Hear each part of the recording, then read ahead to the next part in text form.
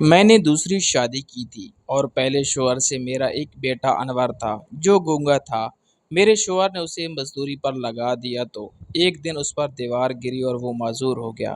میرا شوہر انور کو سڑک پر بھیک مانگنے کے لیے چھوڑ آتا اور سارے پیسے چھین لیتا اور اکثر ساس ہمیں کھانا بھی نہ دیتی۔ ایک دن میں نے ساس سے زبردستی کھانا چھین کر بیٹے کو دیا تو میرے شوہر نے میری ٹانگیں توڑ دی اور بیٹے کے ساتھ مجھے بھی بھیک مانگوانے لگا۔ اور رات جب ہم گھر لوٹے بیر لوگوں کا رش لگا ہوا تھا۔ جب میں اندر گئی تو میرے ہوش اڑ گئے۔ ساس اور شوہر میری زندگی میں سوائے آزمائشوں کے اور کچھ بھی نہیں تھا۔ اکثر میں تنہا بیٹھ کر سوچا کرتی کہ ایسا کون سا گناہ تھا جو مجھ سے سرزد ہوا، جس کی بنا پر آج میرے ساتھ یہ سب کچھ ہو رہا ہے۔ میں تو انتہائی با اخلاق اور با حیا لڑکی تھی، صوم و صلات کی پابند اور ماں باپ کی فرما بردار اولاد تھی، مگر اس کے باوجود میرے ساتھ دو کت ہوا۔ وقت نے مجھ پر کیسے کیسے ستم ڈھائے۔ میری جگہ کوئی اور ہوتا تو شاید کب کی ہمت ہار کر اس دنیا سے کنارہ کر لیتا، مگر یہ چونکہ میں تھی۔ مسکان نام تو ہنستا مسکراتا سا تھا، مگر مجھے تو یاد بھی نہیں تھا کہ آخری بار میں کب مسکرائی تھی۔ شاید یہی زندگی ہوتی ہے اور اس کا اجر مجھے آخرت میں ملے، یہی سوچ کر ہر مصیبت پر خاموشی سے سر جھکا گئی۔ مگر اس اشرف المخلوقات کا لقب پانے والے انسانوں نے تو شاید مجھے جانوروں سے بھی بدتر سمجھ لیا تھا۔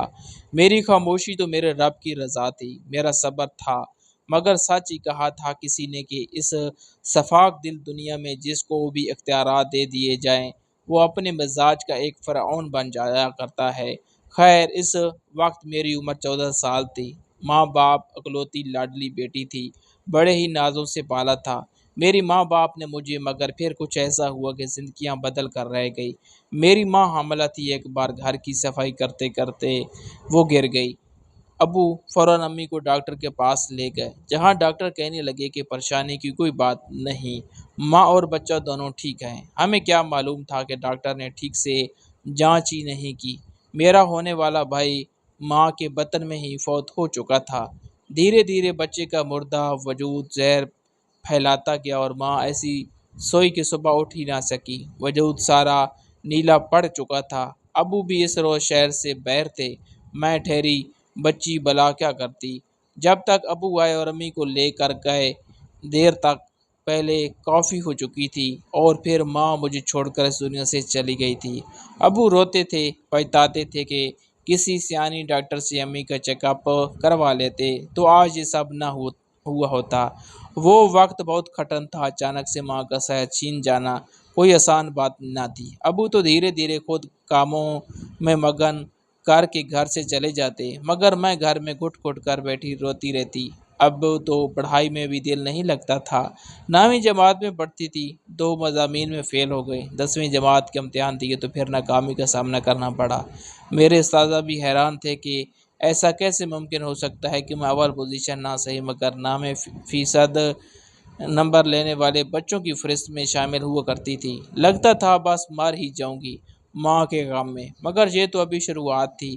میں تو سوچ بھی نہیں سکتی تھی آگے جا کر میرے ساتھ ہونے والا کیا ہے۔ ابو نے بھی سکول چھڑوا دیا۔ وہ سارا دن باہر رہتے اور رات کو گھر آ کر کمرے میں جاتے اور سگریٹ پھونکتے رہتے۔ انہیں بھی ماں کے جانے کا غم تھا۔ ایک روز ابو نے شہر سے باہر جانا تھا، مگر میرے لیے پریشان تھے کہ گھر اکیلی کیسے رہوں گی۔ میں نے انہیں دلاسا دیا اور دروازہ بند کر کے اکیلی گھر میں سونے کے لیے لیٹ گئی، مگر آدھی رات کو اچانک کچھ قدموں کی چاپ سنائی دی۔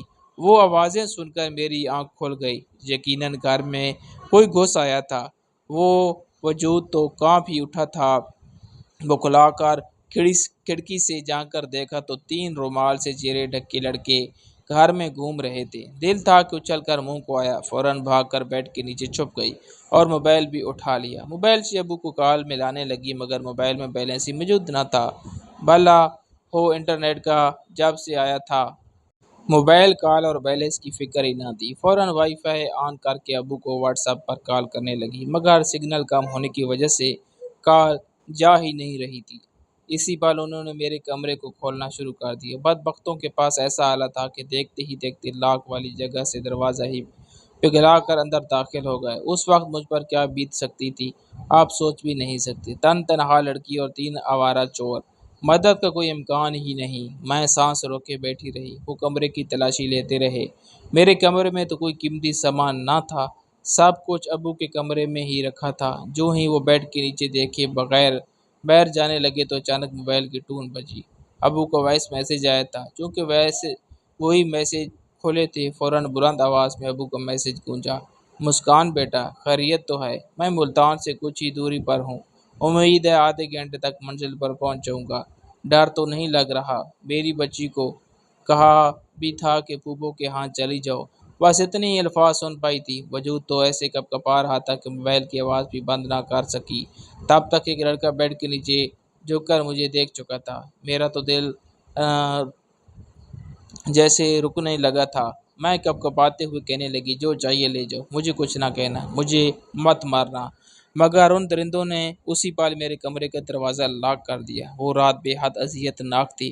ان ظالموں نے مجھ پر تشدد کیا، مجھے بہت مارا، میری عزت کو تار تار کر دیا۔ فجر سے کچھ وقت پہلے وہ ساری جمع پونجی لے کر گھر سے چلے گئے۔ میں یوں ہی بے سد پڑی رہی، کچھ بولنے کی بھی ہمت نہ تھی۔ اس وقت دن کا 1 بج رہا تھا جب دوبارہ میری آنکھ کھلی۔ وجود میں درد کی ٹھیسیں اٹھ رہی تھی۔ اٹھ کر خود کو آئینے میں دیکھا اور دہاڑے مار مار کر رونے لگی۔ صرف 16 سال کی تھی جب میرے ساتھ اجتماعی زیادتی کی گئی۔ میں امی کو چیخ چیخ کر آوازیں دیتی روتی رہی۔ پورا گھر بکھرا پڑا تھا میرے وجود کی طرح۔ ابو کو یہ سب کیسے بتاتی؟ ہمت ہی کہاں تھی مجھ میں۔ میں اپنے بال نوچنے لگی اور سوچ لیا کہ ابو کو اپنے ساتھ ہوئی زیادتی کا نہیں بتاؤں گی، وہ تو جیتے جی ہی مر جائیں گے۔ فوراً گھر کو سمیٹ کر ٹھیک رکھا، البتہ امی کے زیورات و نقدی غائب تھے۔ شاید یہی میری غلطی پر غلطی تھی کہ میں نے اپنے حواس پر قابو رکھتے ہوئے سب کو سمیٹ لیا اور اپنا حلیہ بھی درست کر لیا۔ اندر ہی اندر میں رو رہی تھی، جبکہ باہر سے میں سنجیدہ تھی۔ ابو اسی شام واپس آ گئے جس کام کے لیے گئے تھے، اس میں انہیں بھاری نقصان اٹھانا پڑا تھا۔ ابو غصے سے بھرے ہوئے تھے، اچھا خاصا قرضہ سر چڑھ چکا تھا۔ گھر آئے تو وہ مجھ پر دھیان ہی نہ دے سکے کیونکہ وہ غصے میں تھے۔ مجھے اس مصیبت کا بتا کر کہنے لگے: اب یہ قرضہ مجھے تمہاری ماں کا زیور گروی رکھ کر ہی اتارنا پڑے گا۔ اس پل میرے سر پر پہاڑ ٹوٹا تھا۔ وجود سوکھے پتے کی مانند تھر تھر کانپا۔ یا خدایا! یہ مصیبت پر مصیبت! میں اب ابو کو کیا جواب دیتی؟ میں حیرت کا پتلا بن کے ایک جانب کھڑی تھی۔ جب ابو نے لاکر میں دیکھا تو سوائے خالی ڈبوں کے کچھ بھی موجود نہ تھا۔ ابو کے تو کانوں سے دھواں نکلا تھا۔ 20 بار ڈبے کھولے اور بند کیے، آنکھیں مچ کر کھولتے اور زیور چیک کرتے۔ بکھلاہٹ میں وہ تو فرش پر بیٹھ چکے تھے۔ حیرت سے کہتے: مسکان، یہ زیور کہاں ہے؟ انہی میں تو تھا۔ میں بت بنی گویا مجرم بنی کھڑی تھی، آنکھوں میں آنسو آ گئے۔ سوچا ابو کو سب کو سچ سچ بتا دوں، مگر ابو جس حالت سے گزر رہے تھے وہ فوراً اٹھے اور مجھے گردن سے دبوچ کر کہنے لگا: کہاں کیا ہے تم نے یہ سارا زیور؟ کس کو دیا ہے؟ کہاں بیچا ہو؟ ابو کے سوالات تھے یا جلتے ہوئے نشتر؟ میں بے یقینی سے ابو کو دیکھنے لگی۔ کاش وہ نارمل حالت میں ہوتے تو انہیں میرا احساس ہوتا۔ میں رو رہی تھی، ابو مجھ سے سوال کر رہے تھے، جو منہ میں آ رہا تھا بولتے چلے جا رہے تھے۔ آخری الفاظ جو آج تک میرے دل میں رقم ہیں وہ یہ تھے کہ کہیں تم کسی لڑکے کے ساتھ چکر تو نہیں چلا رہی تھی میری غیر موجودگی میں اس گھر میں۔ ابو کی اتنی بات سننا تھا کہ میں غش کھا کر گر گئی۔ ہوش آئے تو وہی پڑی تھی، ابو نے لاکھوں روپے کا قرض ادا کرنے کے لیے اس گھر کو بیچ دیا تھا، جبکہ میرا کردار ابو کی نظر میں داغدار ہو گیا۔ میں کس منہ سے سچ بتاتی؟ کیسے بتاتی؟ میری آنکھوں سے بس آنسو بہہ رہے تھے۔ محلے والوں نے بھی ابو کے کان بھرے، کہنے لگے: جنید صاحب، جوان بیٹی گھر میں اکیلی ہوتی ہے، آپ ایسا کریں کہ بچی کی شادی کروا دیں، اپنے گھر کی ہو جائے گی تو آپ کو بھی سکون رہے گا۔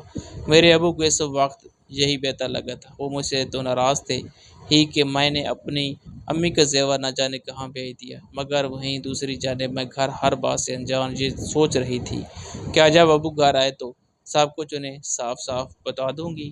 میرے دل پر کیا کیا بیت رہی تھی، مگر شاید اس میں میری کم عقلی تھی کہ میں نے ابھی تک اس واقعے کے بارے میں انہیں نہیں بتایا تھا۔ اس شام جب ابو گھر آئے تو میں ان کے پاس چلی آئی اور کہنے لگی کہ ابو، میں آپ سے اس دن کے بارے میں کچھ بات کرنا چاہتی ہوں۔ مگر ابو فوراً آگ بگولا ہو کر بولے کہ اب کچھ بھی کہنے سننے کے لیے نہیں بچا۔ میں تمہاری شادی کروانا چاہتا ہوں، یہی بہتر ہے، اور ویسے بھی 1-2 دن میں ایک چھوٹے سے فلیٹ میں چلا جاؤں گا۔ قرضہ اس قدر زیادہ ہے کہ اسے ختم کرنے میں مجھے کئی سال لگ جائیں گے۔ ایک کمرے کے فلیٹ میں رہوں گا تو ضرور ضروریات بھی کم ہوں گی اور کرایہ بھی کم۔ تم اپنے گھر کی ہو جاؤ گی تو مجھے تمہاری بھی فکر نہیں ہوگی۔ ابو کی بات سنی تو میں رونے لگی اور کہنے لگی کہ ایک بار میری بات سن لے، مگر ابو تو کچھ سننا ہی نہیں چاہتے تھے۔ انہوں نے اگلے ہی روز میرا رشتہ اپنے کسی قریبی دوست کے خاندان میں کر دیا جو یہیں محلے میں ہی رہتے تھے۔ میں ابھی انکار نہ کر سکی۔ میرے ابو نے میرا نکاح کروا کر مجھے ان کے ساتھ رخصت کر دیا۔ میں نے اپنے شوہر کو نہیں دیکھا تھا، دل میں عجیب و غریب وسوسے آ رہے تھے۔ ابو نے جلد بازی میں فیصلہ کر دیا تھا، مگر اب میری ازواجی زندگی میرے لیے نہ جانے کیسا طوفان کھڑا کرنے والی تھی۔ کچھ دیر بعد شوہر کمرے میں آیا، جو کہ مجھ سے 15 سال بڑا تھا۔ وہ کسی بھی طرح سے مجھ سے میل نہیں کھاتا تھا، مگر خیر میرے ابو کی پسند تھی، میں کیا کر سکتی تھی؟ یہی دعائیں کی کہ میرا راز راز ہی رہے۔ شوہر کافی سخت مزاج کا تھا۔ اگلے روز جب کمرے سے باہر نکلی تو جو منظر دیکھا، دیکھ کر جان نکلنے لگی۔ ایک نوجوان لڑکا چلتا ہوا میرے پاس آیا اور کہنے لگا، ایں بھابھی، ناشتے کی میز پر سب آپ کا انتظار کر رہے ہیں۔ یہ تو وہی لڑکا تھا جو اس رات ان لڑکوں میں سے ایک تھا اور مجھے زیادتی کا نشانہ بنا کر گیا۔ میں خوف کے مارے کمرے میں آ گئی، سب کچھ یاد آنے لگا۔ اب تو راز کھلنے سے کوئی نہیں روک سکتا تھا۔ مجھے ڈر ہوا دیکھ کر اسے بھی شے مل گئی اور ہر وقت عجیب نظروں سے دیکھتا رہتا۔ میں شوہر کے ساتھ بالکل بھی خوش نہیں رہ پا رہی، جبکہ شوہر ایک روز کہنے لگا، لگتا ہے تم کسی اور کو پسند کرتی ہو جو میرے ساتھ خوش نہیں رہ پا رہی۔ شوہر کی بات سنی تو الگ عذاب منڈلانے لگا۔ آخر کیا جواب دیتی؟ بمشکل اپنا رویہ ٹھیک کیا، مگر کچھ عرصے بعد دیور مجھے 2 معنی الفاظ میں بازی یاد کروانے لگا۔ میں ایک اچھے بچے کی ماں بن چکی تھی، 2 سال انور، جس میں میری اور شوہر کی جان اٹکی تھی۔ میں نے سوچا کہ قدم جم چکے ہیں سسرال میں، باپ کو کچھ نہ بتا کر تو غلطی کر دی، اب شوہر سے چھپا کر مزید غلطی نہیں کرنا چاہتی تھی۔ اسی روز شوہر آئے تو بتایا کہ دیور غلط نگاہ رکھتا ہے۔ شوہر آگ بگولا ہو کر مجھے بچے کے سامنے مارنے لگا۔ تبھی دیور کو بلا کر سوال کیے تو دیور کہنے لگا، یہ جھوٹ بولتی ہے، اس کا اپنا کردار مشکوک ہے، ابھی تو آپ کا گھر میں نے ٹوٹنے نہیں دیا، ورنہ یہ وہی لڑکی ہے جس کے ساتھ اس علاقے کے اوباش لڑکوں کے گروہ نے زیادتی کی تھی۔ آپ جانتے تو ہیں میری سنگت بھی اس وقت ان کے ساتھ تھی، انہوں نے ہی مجھے بتایا تھا کہ فلاں کی بیٹی بد چلن ہے، مگر پھر آپ نے مجھے سمجھایا اور جھڑکا تو میں وہ سنگت چھوڑ گیا۔ میرا تو شاید دماغ پھٹا تھا۔ شوہر مجھے مارے جا رہا تھا اور آخر مجھے گردن سے دبوچ کر بچے سمیت باہر نکال کر بولا، تجھ جیسی بات کردار عورت کو میں طلاق دیتا ہوں۔ میرے بچے کو بھی ناجائز قرار دے دیا گیا تھا، میں اب کہاں جاتی؟ میرے ابو تو ڈپریشن کا شکار ہو کر کب کے خودکشی کر چکے تھے، پیچھے ان کا قرضہ تھا جو ان کی موت کے بعد معاف ہو چکا تھا۔ مجبوراً ایک رشتہ دار کے ہاں رہنے لگی، سمجھ نہیں آتا کہ کس کس دکھ پر روتی اور آنسو بہاتی۔ میرے پاس تو اب ایک بچہ بھی تھا، ہمسائی عورت بھی آخر کتنے روز مجھے اپنے گھر رکھتی۔ عدت پوری ہوئی تو کہنے لگی، میں تمہارا رشتہ کروا دیتی ہوں۔ میں نے بھی اسی میں بھلائی جانی اور سوچ لیا کہ ایڑی چوٹی کا زور لگا دوں گی، مگر اپنے شوہر کے ساتھ بنا کر رکھوں گی، اسے کوئی شکایت کا موقع نہیں دوں گی۔ اگر مجھے اس کے پیر بھی دھو کر پینے پڑیں تو میں پیوں گی۔ یہ میرے بچے کے مستقبل کا سوال تھا۔ اس پڑوسن نے میرے لیے ایک رشتہ دیکھا اور مجھے وہی بیاہ دیا۔ اس گھر میں میرا شوہر اور ساس ہی رہا کرتے تھے۔ وہ لوگ کوئی امیر نہ تھے بلکہ غریب تھے۔ میرا شوہر مزدوری کیا کرتا تھا، دراصل اس کی بھی شادی پہلے ہو چکی تھی، مگر نہ جانے کس بنا پر اس کی بیوی طلاق لے کر چلی گئی تھی۔ خیر اس کا رویہ میرے ساتھ تو ٹھیک تھا، مگر جب بات میرے بچے کی آتی تو وہ تھوڑے سخت سے ہو جایا کرتے۔ میری ساس تو کبھی میرے بچے کے ساتھ پیار کرتے ہی نہ تھی، ہر بار یہی کہتی کہ تمہارا یہاں کوئی رشتہ دار نہیں ہے، اس بچے کو وہاں بھیج دو، بچہ تو پچھلوں کا ہے، تو تم اس بچے کو اس کے باپ کے حوالے کیوں نہیں کر دیتی؟ اب میں سوال کا کیا جواب دیتی کہ میری تو زندگی برباد ہو چکی تھی، وہ تو اسے ناجائز کہہ چکے تھے۔ خیر دھیرے دھیرے مہنگائی بڑھی، تو میرے شوہر نے میرے بچے کو بھی مزدوری پر لگا دیا۔ وہ اس وقت 8 9 سال کا تھا۔ کچھ عرصہ گزرا تو ایک روز مزدوری کرتے ہوئے میرے بچے پر دیوار گر گئی۔ اس کی ایک ٹانگ ٹوٹ چکی تھی۔ ڈاکٹر نے آپریشن کا کہا مگر پیسے ہی کہاں تھے۔ میں بچے کو دیکھ دیکھ کر روتی رہتی۔ وہ ایک ٹانگ سے معذور ہو چکا تھا۔ میں نے شوہر کی منتیں ترلے کیے اور بیٹے کے علاج کے لیے پیسے مانگے۔ ساری جمع پونجی جب میرے بچے کے علاج پر ختم ہو گئی تو شوہر کہنے لگا بس اب اپنے بیٹے کو کہو کہ جا کر کما کر لائے ورنہ میں تم دونوں کو اس گھر سے نکال دوں گا۔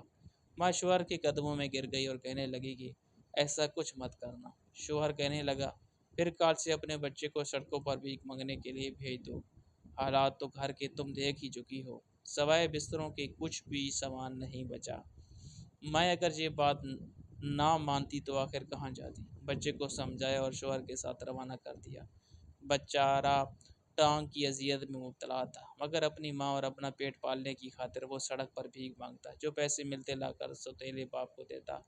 ساس اسے کھانے کو بھی کچھ نہ دیتی، الٹا اسے مزید تکلیف دیتی اور تانے دیتی رہتی کہ یہاں سے دفع ہو جاؤ، مر کیوں نہیں جاتے تو۔ میں اپنے بیٹے کے لیے کچھ بھی نہیں کر سکتی تھی۔ اندر ہی اندر گھٹ کر روتی رہتی۔ میرا بچہ روتے ہوئے میری جانب دیکھتا ہو، وہ بیچارہ تو بول کر اپنی درد کی کیفیت بھی نہیں بتا سکتا تھا۔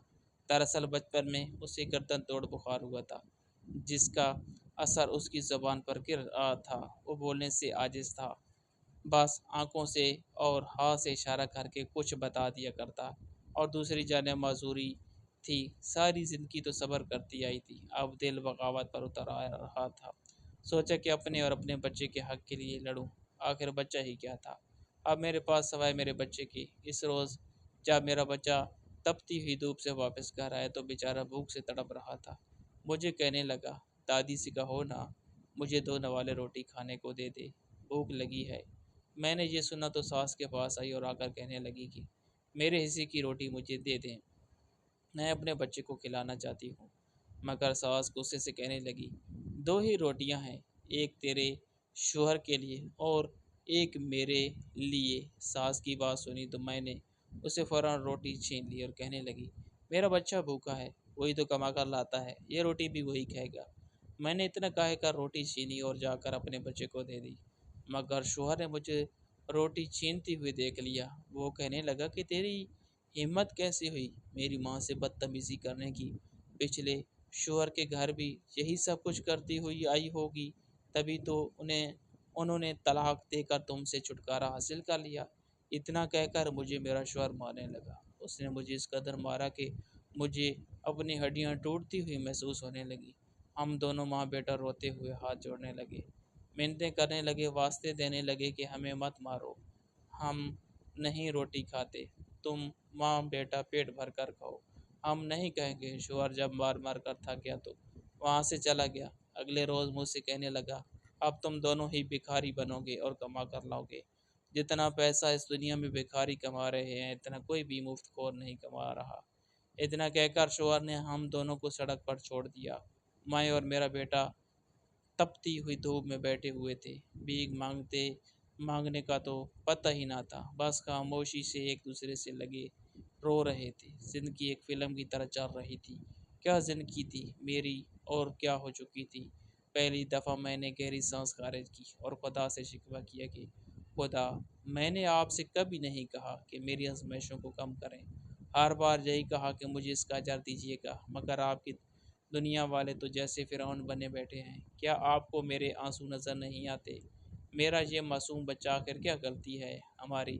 ہم کس گناہ کی بنا پر اتنا ظلم سہ رہے ہیں؟ اس روز میں سڑک کے کنارے بیٹھی بے تحاشا روئی تھی۔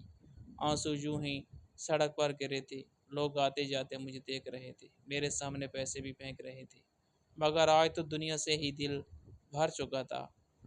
آخر کو ناراضگی جتاتے ہوئے اپنے خدا سے کہنے لگی کہ ٹھیک ہے، میں نے پوری زندگی صبر و شکر کی صورت گزاری، اگر میری زندگی میں سکون نہیں آ سکتا، مجھے میرے صبر کا پھل نہیں مل سکتا اور نہ ہی میرے ساتھ غلط کرنے والوں کو سزا مل سکتی، تو بہتر ہے میں حرام کی موت مار جاؤں، اپنے بچوں کو بھی مار دوں، میں مزید اس قید خانے میں نہیں رہ سکتی۔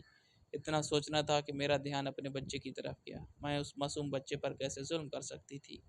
میں روتے ہوئے گھر آ گئی۔ راستے میں آ رہی تھی کہ میرا گزر میرا سابقہ شوہر کے گھر کے باہر سے ہوا، جو کہ بند تھا۔ آس پاس کے لوگوں سے پوچھا تو کہنے لگے، جس دیور نے میرے ساتھ بدکاری کی تھی وہ تو عمر قید کے لیے اندر چلا گیا ہے، نشے کی اسمگلنگ میں پکڑا گیا۔ سابقہ شوہر تو کسی موذی بیماری میں مبتلا ہو کر مر چکا ہے۔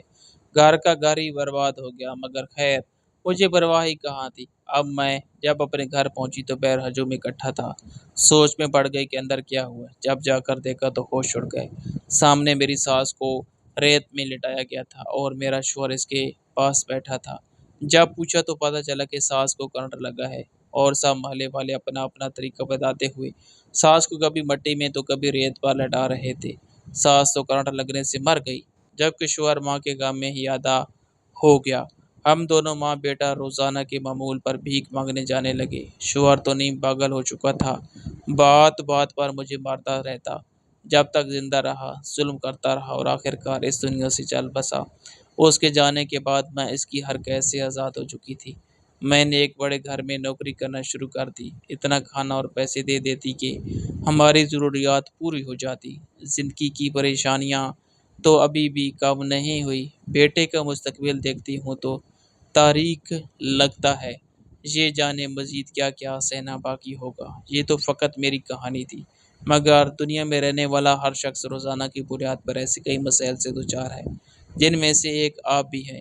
محترم ناظرین، آئیں میں آپ کو ایک اور عورت کی تذلیل کی ایک مختصر کہانی سنانا چاہتا ہوں۔ ایک دن کی بات ہے، شوہر اپنی بیوی سے کہتا، میں تمہیں طلاق دینا چاہتا ہوں۔ تو بیوی گھبراتے ہوئے بولی، کیوں؟